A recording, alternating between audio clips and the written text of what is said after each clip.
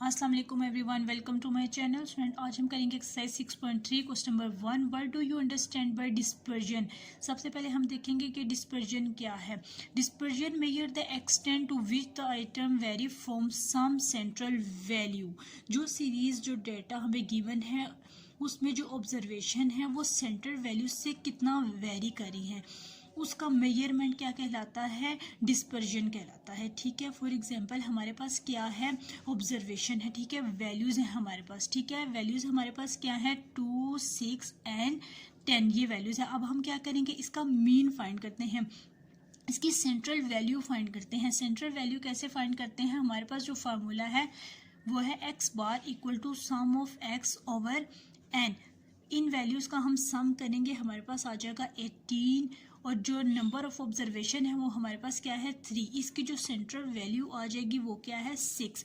ये हमारे पास है इसकी सेंट्रल वैल्यू जो सब ऑब्जर्वेशन को रिप्रेजेंट कर रही होती है। ठीक है, जो आइटम्स जो ऑब्जर्वेशन हमें गिवन होती हैं ये वैल्यूज उनको, ये एक सिंगल वैल्यू उनको क्या करती है, रिप्रेजेंट कर रही होती है। ठीक है, डिस्पर्जन हमारे पास बेसिकली क्या है, अगेन हम उसको कर लेते हैं। डिस्पर्जन हमारे पास क्या होता है कि जो सीरीज है गिवन होती है, जो डेटा जो ऑब्जर्वेशन हमें गिवन होती हैं वो सेंट्रल वैल्यूज से, यानी कि ये जो ऑब्जर्वेशन हमें गिवन है वो सेंट्रल वैल्यूज से कितना वेरी कर रही हैं। ठीक है, कितना डिफरेंस है इसमें, उसका मेजरमेंट हमारे पास क्या कहलाता है, डिस्पर्जन कहलाता है।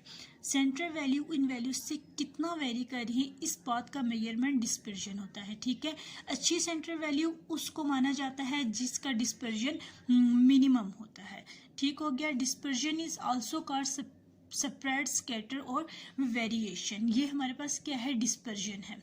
ठीक हो गया। नेक्स्ट हमारे पास क्या है, question number 2, how do you define measures of dispersion.